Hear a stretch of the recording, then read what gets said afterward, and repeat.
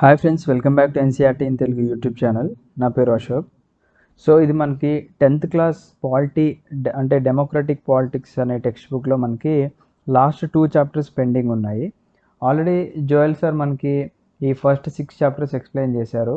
దాంట్లో first chapter వచ్చేసి power sharing, second one federalism, third one democracy and diversity, fourth one gender, religion and caste, fifth one popular struggles and movements, sixth one political parties.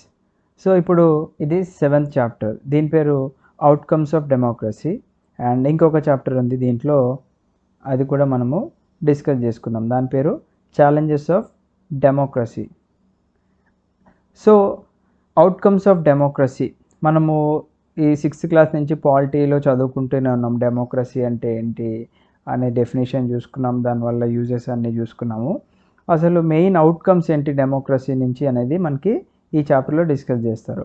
So దీని గురించి ఒకసారి మనము overview చూసుకుందాం.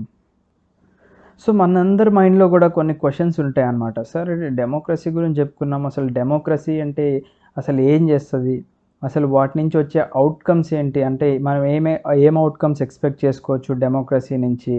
And real లైఫ్లో చూసుకున్నట్లయితే ఈ యొక్క డెమోక్రసీ అనేది మన యొక్క ఎక్స్పెక్టేషన్స్ అన్నిటిని కూడా ఫుల్ఫిల్ చేస్తుందా లేదా అని చెప్పేసి మనకి కొన్ని క్వశ్చన్స్ రైజ్ అవ్వచ్చు మైండ్లో.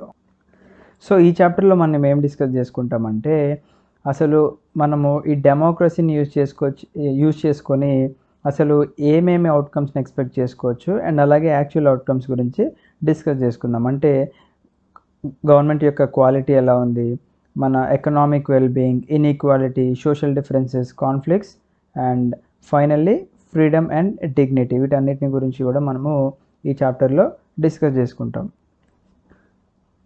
So let's jump into the chapter. So how do we assess democracy's outcomes? ఈ యొక్క డెమోక్రసీ యొక్క అవుట్కమ్స్ని మనం అసలు ఏ విధంగా అసెస్ చేసుకోవచ్చు, అంటే ఈ యొక్క డెమోక్రసీ అవుట్కమ్స్ని మనము ఏ విధంగా అంచనా వేసుకోవచ్చు అని. అసెస్ అంటే ఏంటంటే ఇక్కడ అంచనా. సో మనము క్లాస్ 9 పాలిటీ టెక్స్ట్ బుక్లో చాప్టర్ 2లో ఒకటి చెప్పుకున్నాం మనం. ఏంటి అది? Democracy is the better form of government when compared with the dictatorship or any other alternative. So మనము కొన్ని కంట్రీస్ ఉంటాయి, లైక్ ఇప్పుడు నార్త్ కొరియా తీసుకుందాం. నార్త్ కొరియాలో కిమ్ జాన్ ఉన్ రూల్ చేస్తున్నారు. అదేంటి, అక్కడ డిక్టేటర్షిప్ అనమాట. అక్కడ డెమోక్రసీ లేదు, అంటే అక్కడ జనాలు రూలర్ని ఎన్నుకునే అవకాశం లేదనమాట. ఏ డెసిషన్స్ తీసుకోవాలన్నా కింగే తీసుకుంటాడు అక్కడ. సో ఈ విధంగా నార్త్ కొరియాలో చాలామంది కూడా ఇబ్బందులు పడుతూ ఉంటారు, అండ్ వాళ్ళకి ఏ ఏ రకమైన రైట్స్ ఉండవు. కింగ్ చెప్పిన మాటే వేదం అనమాట. సో అలాంటి దాంతో కంపేర్ చేసుకున్నట్లయితే ఈ యొక్క డెమోక్రసీ అనేది మచ్ బెటర్. ఎందుకంటే జనాలు ఒక నాయకుడిని ఎన్నుకునే అవకాశం కల్పిస్తుంది ఈ యొక్క డెమోక్రసీ. సో మనం డెమోక్రసీ మరి ఎందుకు బెటర్ అనుకుంటున్నాము అనేది చూసుకున్నట్లయితే, it promotes equality among citizens. So ఎవరైతే పౌరులు ఉంటారో, అంటే ఎవరైతే ఒక దేశం యొక్క సిటిజన్స్ ఉంటారో వాళ్ళందరికీ కూడా సమానత్వాన్ని, అంటే ఈక్వాలిటీ అనేది ఈ యొక్క డెమోక్రసీ ప్రమోట్ చేస్తుంది అనమాట. ఎందుకు ఈక్వాలిటీ ఇక్కడ? ఇప్పుడు ఒక రూలర్ని ఎన్నుకోవాలంటే ఇక్కడ మన కంట్రీలో ఓన్లీ మగవారే ఎన్నుకుంటున్నారా, లేదా ఓన్లీ ఆడవాళ్ళే ఎన్నుకుంటున్నారా? అట్లేం లేదు, ఈక్వాలిటీ ఉందన్నమాట. ఇక్కడ మగవాళ్ళు ఎన్నుకోవచ్చు, ఆడవాళ్ళు ఎన్నుకోవచ్చు. ఎవరైతే మన భారతదేశంలో సిటిజన్స్ అయ్యి ఉండి ఎవరికైతే 18 సంవత్సరాలు నిండుతాయో వాళ్ళందరూ కూడా ఓటు వేసే అవకాశం కల్పిస్తుంది. అండ్ ఇండివిజువల్ యొక్క డిగ్నిటీని పెంచుతుంది, తర్వాత క్వాలిటీ ఆఫ్ డెసిషన్ మేకింగ్ని పెంచుతుంది, అండ్ కాన్ఫ్లిక్ట్స్ వస్తే, అంటే పెద్ద పెద్ద గొడవలు వస్తే దాన్ని ఎలా రిజాల్వ్ చేయాలో చెప్తుంది. అండ్ అలాగే మిస్టేక్స్ ఏమన్నా చేస్తుంటే దాన్ని కూడా కరెక్ట్ చేసే అవకాశం మనకి యొక్క డెమోక్రసీ అనేది కల్పిస్తుంది అనమాట. So are these expectations realised under democracies?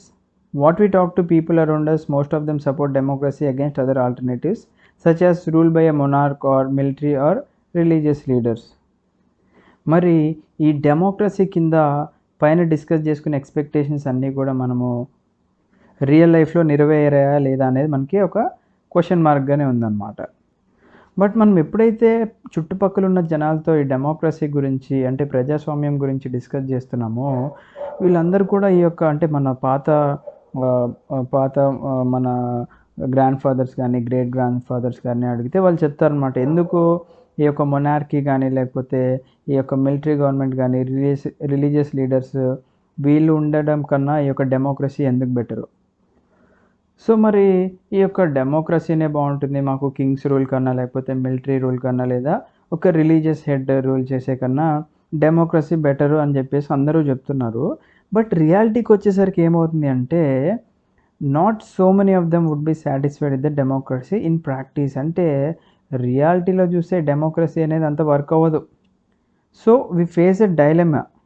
Democracy is seen to be good in principle but felt to be not so good in practice. అంటే మనం ఇది చదువుకోవడానికి కానీ ఊహించుకోవడానికి కానీ డెమోక్రసీ అనేది చాలా అద్భుతంగా ఉంటుంది. బట్ రియాలిటీకి వచ్చేసరికి ఏమవుతుంది అంటే రియల్ ప్రాక్టీస్కి వచ్చేసరికి ఏమవుతుందంటే ఈ డెమోక్రసీ కూడా అంతంత మాత్రమే ఉంది అని చెప్పేసి మనకు తెలుస్తుంది. సో ఈ డైలమా మనకి ఎక్కడి దాకా తీసుకెళ్తుంది అసలు అంటే మనం ఈ యొక్క డెమోక్రసీ అవుట్కమ్స్ గురించి ఇంకా ఆలోచించే విధంగా మనం ఒక డైలమాలో పడిపోయామన్నమాట.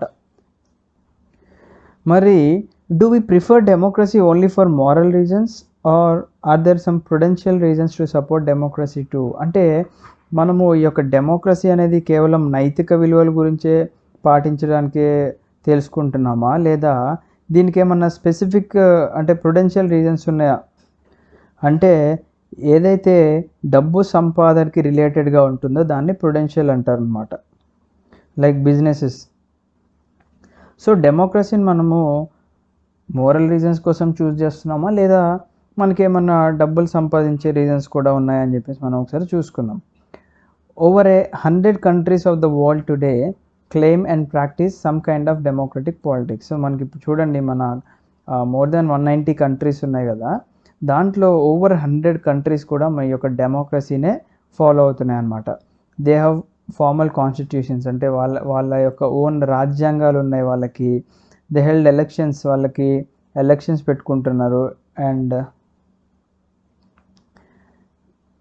They have parties and guarantee rights of citizens. So వాళ్ళకు కూడా పొలిటికల్ పార్టీస్ ఉన్నాయి అండ్ అలాగే సిటిజన్స్ కూడా మరి హక్కులు కూడా కల్పించడం జరిగింది. సో ఆల్మోస్ట్ మనము అన్ని డెమోక్రసీస్ చూసుకున్నట్లయితే ఆల్మోస్ట్ ఈ ఫీచర్స్ అనేవి కామన్గా కనిపిస్తున్నాయి మనకి. But these democracies are very much different from each other in terms of their social situations, their economic achievements and their cultures. So మనకి ఆల్దో అన్నీ మనకి కామన్గా కనిపిస్తున్నా కానీ ఇక్కడ ఏం డిఫర్ అవుతుంది అంట వాళ్ళ యొక్క సొసైటీలో ఉన్న సిచ్యువేషన్స్ బట్టి, వాళ్ళ యొక్క ఎకనామికల్ అచీవ్మెంట్స్. అంటే ఇప్పుడు కొన్ని డెవలప్డ్ కంట్రీస్ ఉంటాయి, కొన్ని డెవలపింగ్ కంట్రీస్ ఉంటాయి.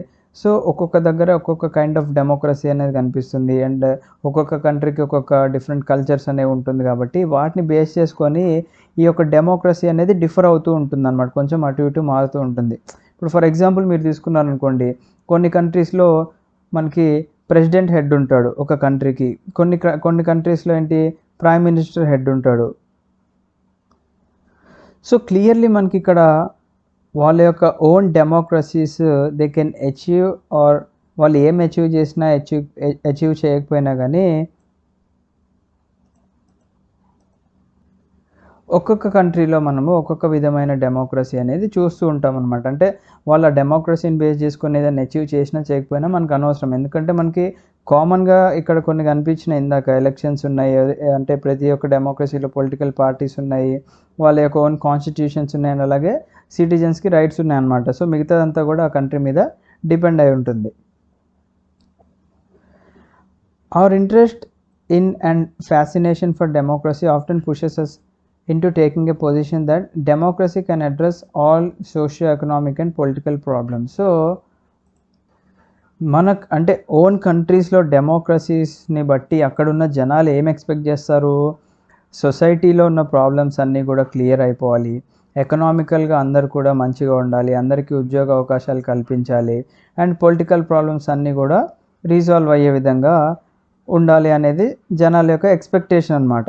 But if some of our expectations are not met, we started blaming the idea of democracy. So మన ఎక్స్పెక్టేషన్స్ ఎప్పుడైతే రీచ్ అవ్వవో ఇప్పుడు మనం ఏం చేస్తాము, డెమోక్రసీని బ్లేమ్ చేస్తాం అనమాట. అరే అనవసరంగా డెమోక్రసీ ఉండడం వల్ల ఇలా అయింది, డెమోక్రసీ ఉండడం వల్ల అలా ఉంది అని చెప్పేసి బ్లేమ్ చేయడం స్టార్ట్ చేస్తాం అనమాట. Or we start doubting if you're living in a democracy. So మనకి డౌట్ వస్తుంది, అరే మనం ఇంకా డెమోక్రసీలోనే బతుకుతున్నామా లేదా అన్న డౌట్ కూడా మనలో రైజ్ అవుతుంది అనమాట. సో ఇక్కడ ఈ యొక్క ఇమేజ్ అనేది మనల్ని క్లియర్గా ఈ యొక్క డెమోక్రసీ గురించి చెప్తుంది చూడండి. సో డెమోక్రసీ అనే రాయి మీద మీరు కూర్చొని థింక్ చేస్తున్నారంటే, మనది ఇది ఒక ఇండియా అనుకోండి. ఇండియాలో మనం ఎన్నుకున్న ఇతను ఒక నాయకుడు అనుకోండి, లేదా ఇంగ్లీష్లో ఒక రూలర్ అనుకోండి. సో వీళ్ళకి ఏముంటాయి, పొలిటికల్ ప్రెషర్స్ అనేవి ఉంటాయి. అంటే ఎందుకంటే ఇక్కడ జనాలు ఒక నాయకుడిని ఎన్నుకున్నారంటే ఆ నాయకుడి మీద చాలా ఎక్స్పెక్టేషన్స్ ఉంటాయి అన్నమాట. సో ఒక్కొక్క రాయి ఇతని మీద పడుతుంది చూసారా, ఇది ఒక్కొక్క ఎక్స్పెక్టేషన్ అనమాట మంది. ఇప్పుడు ఫస్ట్ ఇక్కడ నుంచి ఒక రాయి వస్తుంది చూడండి, to settle the language issue. So కొన్ని స్టేట్స్లో ఉన్న లాంగ్వేజ్ ఇష్యూస్ని సెటిల్ చేయమనాలి. ఇక్కడ ఉంది చూడండి స్టూడెంట్స్ డిమాండ్, అంటే మన డిమాండ్స్, స్టూడెంట్స్ యొక్క డిమాండ్స్ గురించి ఒక రాయి వచ్చి పడుతుంది. కొంతమంది ఏమో మాకు సపరేట్ స్టేట్ కావాలంటారు, కొంతమంది ఏమో పోలీసుల యొక్క అరాచకాలకి అగేన్స్ట్గా మేము ఇది చేయాలంటారు, కొంతమంది మాకు డిఏ కావాలంటారు, కొంతమంది టీఏలు కావాలంటారు, కొంతమంది బార్డర్ డిస్ప్యూట్స్ ఉంటాయి. ఇవన్నీ కూడా ఈ యొక్క కంట్రీ హెడ్ మీద అండ్ అలాగే స్టేట్స్ యొక్క సీఎంస్ మీద ఈ ప్రెషర్ అనేది ఉంటుందన్నమాట బికాజ్ ఆఫ్ డెమోక్రసీ. దీంట్లో ఏది మనం రీచ్ కాకపోయినా కానీ మనము ఈ యొక్క డెమోక్రసీని బ్లేమ్ చేస్తాము. Okay, so the first step towards thinking carefully about the outcomes of democracy is to recognise that democracy is just a form of government. So ఈ డెమోక్రసీ నుంచి వచ్చే అవుట్కమ్స్ని మనం ఏ విధంగా థింక్ చేయాలంటే, డెమోక్రసీ అనేది one of the form of government, అంటే ఇది ఒక గవర్నమెంట్ అనే మనం ఆలోచించాలి. ఎందుకు, ఈ డెమోక్రసీ ఏమైనా అచీవ్ చేయాలంటే కొన్ని కండిషన్స్ని క్రియేట్ చేస్తుంది అనమాట. ఆ కండిషన్స్ని సిటిజన్స్ ఎవరైతే ఉన్నారో సిటిజన్స్ ఏం చేస్తారు, ఆ కండిషన్స్ని యొక్క అడ్వాంటేజ్గా తీసుకొని ఈ యొక్క గోల్స్ని అచీవ్ చేస్తూ ఉంటారు అనమాట. So let us examine some of the things we can reasonably expect from democracy and examine the record of democracy. So ఈ యొక్క డెమోక్రసీని బేస్ చేసుకొని అసలు మనము ఏమేమి ఎక్స్పెక్ట్ చేసుకోవచ్చు అని మనం చూసుకొని దాని గురించి ఒక రికార్డ్ చూసుకుందాం మనం. Accountable, responsive and legitimate government.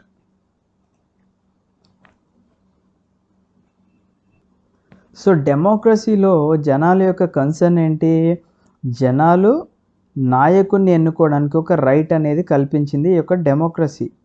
And people will have the control over the rulers, అంటే జనాలు నాయకుడిని ఎన్నుకొని జనాలు ఆ రూలర్ని కంట్రోల్ చేయొచ్చు అనుకుంటారు. బట్ వన్స్ ఆ నాయకుడు ఎన్నుకోబడిన తర్వాత ఆ నాయకుడే జనాల్ని కంట్రోల్ చేస్తున్నాడు అనమాట. ఇలాంటి సిచ్యువేషన్ వచ్చింది ఇప్పుడు. సో ఎక్కడైతే పాసిబిలిటీ ఉన్నా కానీ, ఎక్కడైతే ఖచ్చితమైన అవసరం ఉంటుందో అలాంటి సిచ్యువేషన్స్ అండ్ అలాంటి టైంలో citizen should be able to participate in decision making that effects them all. So జనాలు ఇప్పుడు ఒక రూలర్ని ఎన్నుకున్నారు కాబట్టి కొన్ని సిచ్యువేషన్స్ వస్తాయి మనకి, మన అవసరాలు కావాలి అన్న సమయంలో ఏం చేయాలంటే సిటిజన్స్ అందరూ కూడా అలాంటి డెసిషన్ మేకింగ్లో ఖచ్చితంగా పార్టిసిపేట్ చేసినట్లయితేనే ఆ యొక్క గవర్నమెంట్కి తెలుస్తుంది వీళ్ళకి ఈ ప్రాబ్లం ఉంది అని చెప్పేసి, లేకపోతే గవర్నమెంట్ పట్టించుకోదన్నమాట. అందుకే the most basic outcome of democracy should be that it produces A government that is accountable to the citizens అంటున్నారు. అంటే ఈ యొక్క డెమోక్రసీ అనేది అంటే దీని నుంచి మోస్ట్ బేసిక్ అవుట్కమ్ ఏం ఎక్స్పెక్ట్ చేయొచ్చు అంట, మనము రూలర్ని ఎన్నుకుంటున్నాం కదా, ఎన్నుకుంటే ఒక గవర్నమెంట్ అనేది ఫామ్ అవుతుంది కదా, that is accountable to the citizens అనమాట. అంటే ఆ యొక్క గవర్నమెంట్ మన జనాలకి అంటే సిటిజన్స్కి జవాబుదారీ, అంటే వాళ్ళే మనకి ఇప్పుడు బాధ్యత వహించాలి. ఎందుకంటే మేము మిమ్మల్ని ఎన్నుకున్నాము, మీరు మాకు కావాల్సిన నీడ్స్ అండ్ మాకు కావాల్సిన ఎక్స్పెక్టేషన్స్ అన్నీ కూడా మీరు రీచ్ అయ్యే విధంగా ప్లాన్ చేసుకోండి అని చెప్పేసి అర్థం అనమాట. సో ఇక్కడ ఇచ్చారు చూడండి, and responsive to the needs and expectations of the citizens. So అందుకే ఇక్కడ అకౌంటబుల్ అనే కాన్సెప్ట్ గురించి చదువుకున్నాం మనం ఇప్పుడు. అంటే మనం ఒక నాయకుడిని ఎన్నుకుంటే సరిపోదు, ఆ నాయకుడు మనకు కావాల్సిన అవసరాలన్నీ కూడా తీరే విధంగా చూసుకోవాలన్నమాట. అప్పుడే మనకి ఈ డెమోక్రసీ మీద పాజిటివ్ ఒపీనియన్ వెళ్తుందన్నమాట. లేదా ఈ యొక్క డెమోక్రసీని ఇందాక మనం బ్లేమ్ చేస్తున్నాం చూసారా, అదే జరుగుతుంది.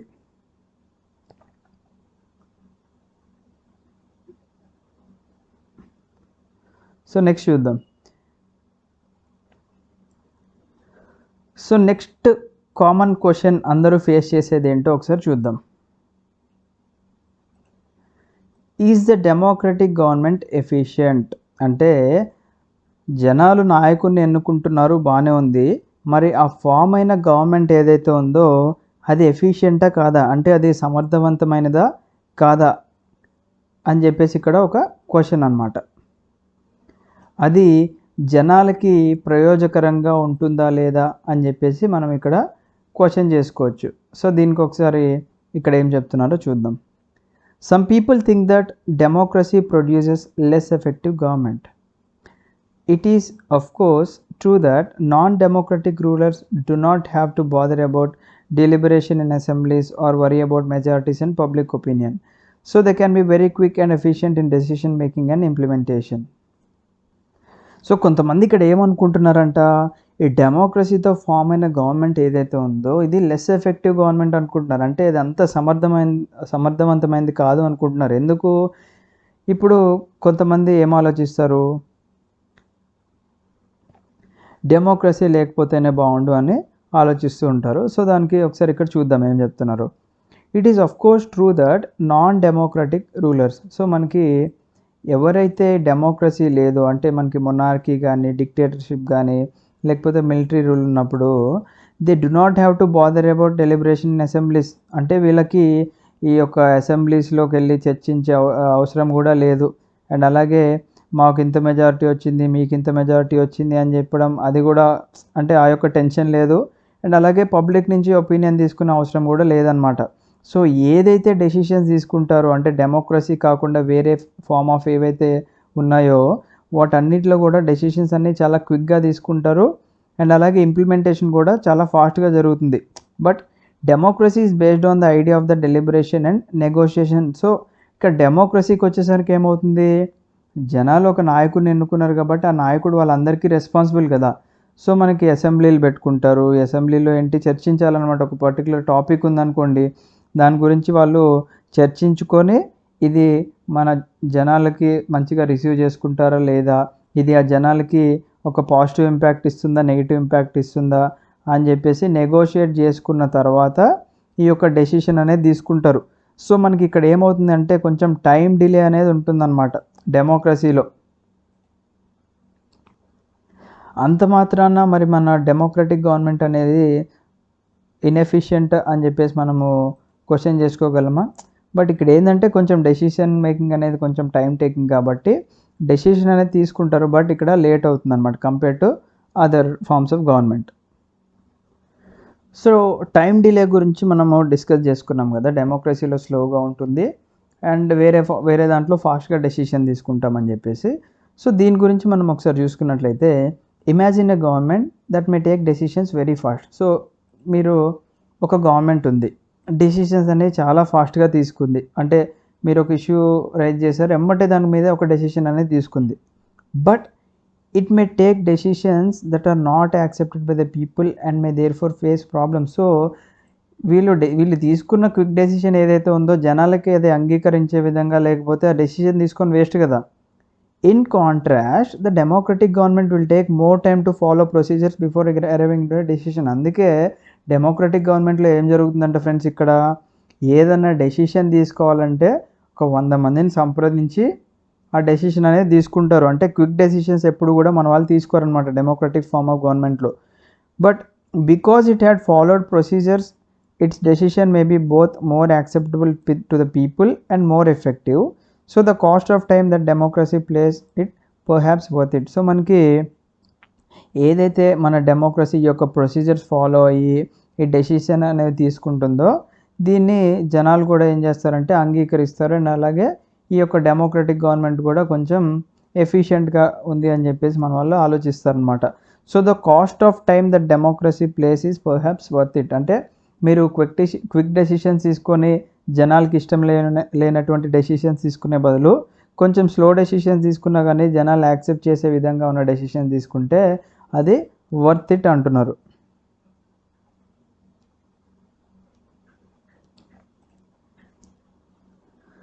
సో ఇప్పుడు డెమోక్రసీకి ఇంకొక వైపు మనం చూసుకుందాం. Democracy ensures that decision making will be based on norms and procedures. So మనకి తెలుసు మన డెమోక్రసీలో మన డెసిషన్ తీసుకోవాలంటే వాళ్ళకి వేరియస్ నార్మ్స్ ఉంటాయి, అంటే various rules and regulations and procedures అనేవి ఉంటాయి అన్నమాట.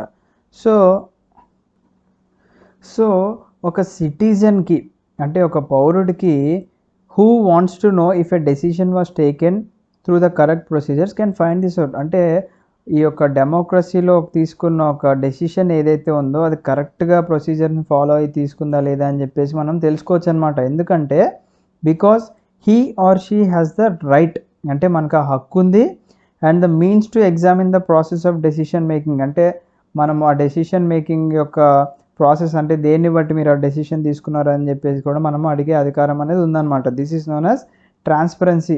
ట్రాన్స్పరెన్సీ అంటే ఏంటి? ఏ పని చేసినా కానీ క్లియర్గా ఉండాలన్నమాట. అంటే వాళ్ళ రూల్స్ అండ్ రెగ్యులేషన్స్ లైక్ వాళ్ళ నార్మ్స్ అండ్ ప్రొసీజర్స్ పర్ఫెక్ట్గా ఫాలో అయ్యి చేస్తే దాన్నే ట్రాన్స్పరెన్సీ అంటారు. This factor is often missing from A non democratic government. అంటే ఒక నాన్ డెమోక్రటిక్ గవర్నమెంట్లో లైక్ ఇప్పుడు నార్త్ కొరియాలో ఏదైనా డెసిషన్ తీసుకున్నారనుకోండి, మీరు ఆ డెసిషన్ మీకు నచ్చలేదు, లేదా ఒక డెసిషన్ తీసుకున్నారు, ఆ డెసిషన్కి మీరు అందరూ కూడా కంప్లీట్గా అగెయిన్స్ట్గా ఉన్నారు అండ్ అదే ఫాల్స్ డెసిషన్ అని తెలిసింది. మరి మీరు అక్కడ వెళ్ళి క్వశ్చన్ చేస్తారా, మీరు ఎందుకు ఇలా ఫాల్స్ డెసిషన్ తీసుకున్నారు, నాకు అధికారం ఉంది అంటే కాల్చిపడేస్తారు అక్కడ. బట్ మన డెమోక్రసీలో ఇది మనకి ప్రొవైడ్ చేస్తుంది అనమాట, మన హక్కుగా. So therefore when we are trying to find out the outcomes of the democracy, it is right to expect democracy to produce a government that follows procedures and is accountable to the people. So ఎప్పుడైతే మనము ఈ democracy యొక్క అవుట్కమ్స్ని expect చేస్తున్నామో మనకి ఏం expect చేసే అధికారం ఉంది ఇక్కడ అంటే right to expect A democracy to produce A government. అంటే ఒక గవర్నమెంట్ ఒక ఫామ్ అయ్యి that follows procedures and is accountable to the people. ఆ యొక్క గవర్నమెంటే ప్రొసీజర్స్ అన్నీ ఫాలో అవ్వాలి, ఆ యొక్క గవర్నమెంటే మా అందరికీ కూడా రెస్పాన్సిబుల్ అనమాట. సో అది మనం ఎక్స్పెక్ట్ చేసుకోవచ్చు. We can also expect that democratic government develops mechanisms for citizens to hold the government accountable and mechanism for citizens to take part in the decision making wherever they think fit. అంటే ఈ యొక్క democratic government నుంచి మనం ఏం expect చేసుకోవచ్చు ఇక్కడ అంటే గవర్నమెంటే సిటిజన్స్ కోసం కొన్ని మెకానిజమ్స్ అనేది డెవలప్ చేయాలి, అండ్ ఇంకా కొన్ని మెకానిజమ్స్ సిటిజన్స్ కూడా ఏం కల్పించిందంటే ఏదైతే మెకానిజమ్స్ గవర్నమెంట్ డెవలప్ చేస్తుందో అలాంటి డెసిషన్ మేకింగ్లో సిటిజన్స్ కూడా అవకాశం కల్పించే విధంగా ఉండాలి అన్నట్టుగా చెప్తున్నారు అన్నమాట. సో మన యొక్క డెమోక్రసీని మీరు ఈ యొక్క ఎక్స్పెక్టెడ్ అవుట్కమ్స్ మీద మెజర్ చేయాలనుకుంటే you would look for the following practices. మీరు ఇక్కడ వాళ్ళు మెన్షన్ చేసిన following practices and institutions base మీద మీరు ఈ యొక్క డెమోక్రటిక్ అవుట్కమ్స్ని మెజర్ చేయొచ్చు అనమాట. ఏంటి? Regular free and fair elections, open public debate on major policies and legislations, and citizens' right to inform about the government and its functioning. So దీంట్లో regular free and fair elections అనేది కొంత satisfy చేస్తుందని అనుకుంటున్నాను సిటిజన్స్ని. ఎందుకంటే ఈ elections అనేవి మనకి almost మన ఎలక్షన్ కమిషన్ ఆఫ్ ఇండియా బాగానే ఫెయిర్గానే ఎలక్షన్స్ అనేవి కండక్ట్ చేస్తూనే ఉంటుంది. But open public debate on major policies and legislations, so ఇది మాత్రం చాలా ప్లేసెస్లో కూడా ఇది జరగదు అనమాట. ఎందుకంటే ఏదైనా మేజర్ పాలసీస్ కానీ ఏదైనా జరగాలంటే ఈ యొక్క డిబేట్ అనేది పబ్లిక్ డిబేట్ అనేది జరగట్లేదు. And citizens right to information about the government and it's functioning, so ఇది ఆర్టీఐ కూడా ఉందన్నమాట. మనకి రైట్ టు ఇన్ఫర్మేషన్ గురించి ఒక చట్టం కూడా తేవడం జరిగింది. లైక్ మీ యొక్క గవర్నమెంట్ అనేది దాని యొక్క ఫంక్షన్స్ మీరు ఏ విధంగా అంటే ఆ గవర్నమెంట్ ఫంక్షనింగ్ అవుతుందో ఇవన్నీ తెలుసుకోవాలి, లేదా ఆ గవర్నమెంట్లో మీకు ఏదన్నా ఇన్ఫర్మేషన్ కావాలి, ఆ గవర్నమెంట్ రిలేటెడ్ ఎలా వర్క్ చేస్తుంది అన్నా కానీ మనకి రైట్ టు ఇన్ఫర్మేషన్ అనేది ఉంది. దాని గురించి మనం ఆల్రెడీ మన ఛానల్లోనే ఒక వీడియో కూడా చేసాము. ఒకసారి రైట్ టు ఇన్ఫర్మేషన్ అని కొట్టండి మన ఛానల్లో, మీకు అది వస్తుంది. ఓకే, సో పైన డిస్కస్ చేసుకున్న వాటన్నిటిలో కూడా మనకి యాక్చువల్ అవుట్కమ్ అనేది మిక్స్డ్గా ఉంటుంది. ఎందుకంటే democracies had greater success in setting up regular and free elections and in setting up conditions for open public debate. So మనకి ఈ డెమోక్రసీ వల్ల ఏం జరుగుతుంది, ఎలక్షన్స్ అనేవి కండక్ట్ చేస్తున్నారు ఓకే, బట్ ఈ యొక్క పబ్లిక్ డిబేట్స్ జరగడానికి వేరియస్ కండిషన్స్ అనేవి పెడుతూ ఉన్నారు. But most democracies fall short of elections that provide a fair chance to every one and in subjecting every decision to public debate. So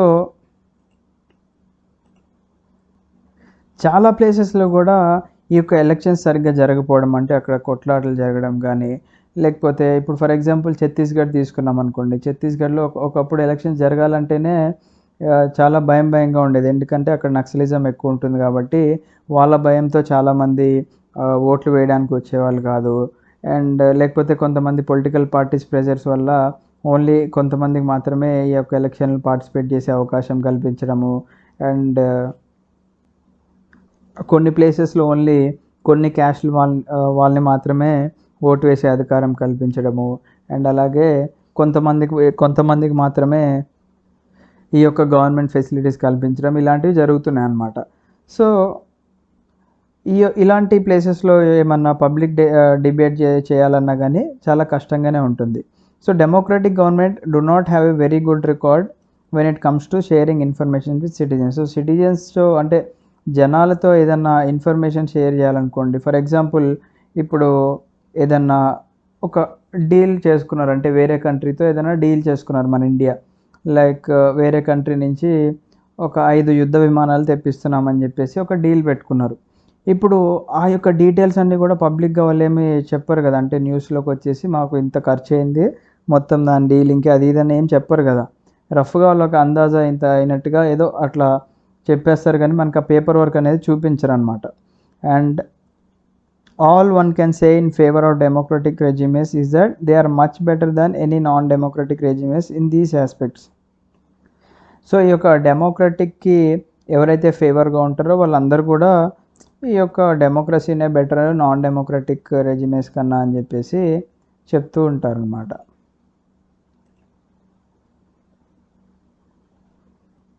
so ఒక democratic గవర్నమెంట్లో జనాలు మేజర్గా ఏం ఎక్స్పెక్ట్ చేయొచ్చు ఇక్కడ అంటే, జనాల యొక్క నీడ్స్ అండ్ డిమాండ్స్కి ఈ యొక్క గవర్నమెంట్ అనేది అటెంటివ్గా వర్క్ చేయాలి అండ్ కరప్షన్ తీసుకోకుండా వర్క్ చేయాలి అనేది ఉంటుంది. బట్ మన భారతదేశంలో కరప్షన్ తీసుకోకుండా ఏ పనులు కూడా జరగవు. అండ్ అలాగే ప్రతి ఒక్క నీడ్ అండ్ ప్రతి ఒక్క డిమాండ్ని కూడా గవర్నమెంట్ అనేది పట్టించుకోదన్నమాట.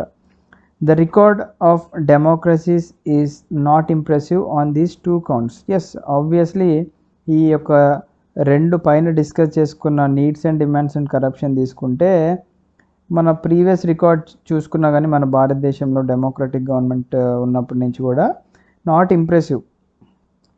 Democracies often frustrate the needs of the people and often ignore the demands of a majority of its population. So చూడండి, ఈ యొక్క రూలర్ని మనం ఎన్నుకున్న తర్వాత ఈ యొక్క డెమోక్రసీ అంటే ఆబ్వియస్గా మన ఇండియా యొక్క పాపులేషన్ అనేది చాలా ఎక్కువ ఉంది, 1.3 బిలియన్ కన్నా ఎక్కువ ఉంది, అండ్ ఒక్కొక్క ప్రజలకి ఒక్కొక్క డిమాండ్ అనేది ఉంటుంది.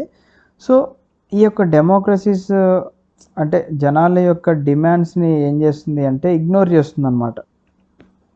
సో దీనివల్ల మనకి ఒక నెగిటివ్ ఒపీనియన్ అనేది ఫామ్ అవుతుంది.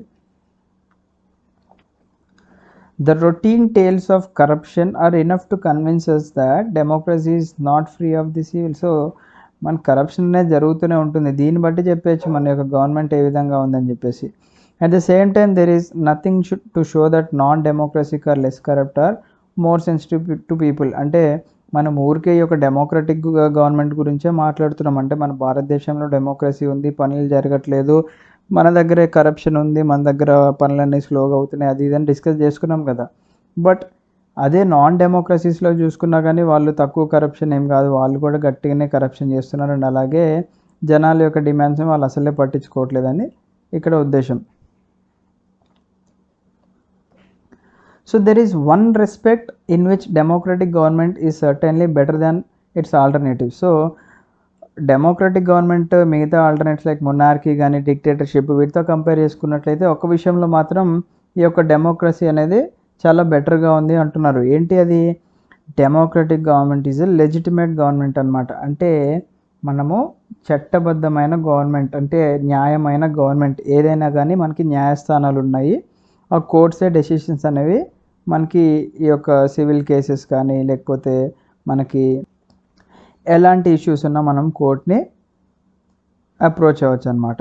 It may be slow, less efficient, not always very responsive or clean, but a democratic government is people's own government. So మన గవర్నమెంట్ అనేది స్లోగా ఉండొచ్చు, అంత సమర్థవంతంగా పని చేయకపోవచ్చు, అండ్ అంత రెస్పాన్సివ్గా ఉండకపోవచ్చు, కరప్టెడ్ అయి ఉండొచ్చు. బట్ మన డెమోక్రటిక్ గవర్నమెంట్ ఏంటి? People's own government. అంటే మనమే కదా అందరం కలిసి ఎన్నుకున్న government. That is why there is an overwhelming support for the idea of democracy all over the world. అందుకే ఈ యొక్క డెమోక్రసీకి మన వరల్డ్ మొత్తంలో కూడా సపోర్ట్ అనేది ఉంటుంది. As accompanying evidence from south Asia shows the support exists in countries with democratic regimes as well as countries without democratic regimes. So కింద మనకు ఒక ఇమేజ్ ఇచ్చారు, దాని గురించి చూద్దాం మనము. సో దీని ప్రకారం ఏంటి అంటే people wish to be ruled by the representative elected by them. అంటే జనాలకి ఏం కోరుకుంటారంట, ప్రతిసారి మేమే నాయకుడిని ఎన్నుకోవాలి, మాకు అవకాశం కావాలని అనుకుంటారంట. They also believe that democracy is suitable for their country. అంటే నాన్ డెమోక్రటిక్ గవర్నమెంట్స్ ఏవైతే ఉంటాయో వాళ్ళందరూ కూడా ఏమనుకుంటారంట, మాకు డెమోక్రసీనే సూట్ అవుతుంది మా కంట్రీకి అనుకుంటారు. So democracies ability to generate its own support it self an outcome that cannot be ignored. So ఈ యొక్క డెమోక్రసీ సపోర్ట్, డెమోక్రసీ నుంచి వచ్చే అవుట్కమ్స్ అనేవి మనము ఇగ్నోర్ చేయలేమన్నమాట, ఎందుకంటే చాలా బెనిఫిట్స్ ఉన్నాయి కాబట్టి. సో ఇక్కడ ఏమన్నారు మనకి, సౌత్ ఏషియాలో ఏం జరుగుతుందంటే the support exist in countries with democratic regime as well as countries without democratic regimes. So ఎక్కడైతే మనకి సౌత్ ఏషియాలో చూసుకున్నట్లయితే మెయిన్గా ఏ కంట్రీస్ డెమోక్రసీని ప్రిఫర్ చేస్తున్నాయో చూద్దాం. సో ఇక్కడ బంగ్లాదేశ్ ప్రిఫర్ చేస్తుంది 69%, ఇండియా 70%, నేపాల్ 62%. బట్ పాకిస్తాన్ చూడండి, మాకు డెమోక్రసీ అవసరం లేదు అని చెప్తుంది అనమాట, అంటే ఓన్లీ 37%. శ్రీలంక కూడా 71%. సమ్టైమ్స్ డిక్టేటర్ ఈజ్ బెటర్ అని అనుకునే వాళ్ళు ఎంతమంది, బంగ్లాదేశ్లో 6%, ఇండియా 9%, నేపాల్ 10%. సో ఇక్కడ కూడా పాకిస్తాన్ ఎక్కువ ఉందన్నమాట, మాకు డిక్టేటర్షిప్పే కావాలి అని చెప్పేసి. Sri Lanka 11%. Doesn't matter to me, అసలు నాకు సంబంధమే లేదనుకునే వాళ్ళు బంగ్లాదేశ్లో 25, ఇండియా 21, నేపాల్ 28 అండ్ అలాగే పాకిస్తాన్ చూడు 49. ఇక్కడ కూడా పాకిస్తాన్ ఎక్కువే ఉందన్నమాట. అంటే ఓవరాల్గా సౌత్ ఏషియాలో చూసుకుంటే 62% ఆఫ్ ద పీపుల్కి డెమోక్రసీ కావాలంటున్నారు, అండ్ 10% మెంబర్స్కి ఆన్ అన్ యావరేజ్గా మాకు డిక్టేటర్షిప్ కావాలి అంటున్నారు, and 28% doesn't matter to me, నాకు ఏదైనా పర్లేదు అనే విధంగా ఉన్నారనమాట.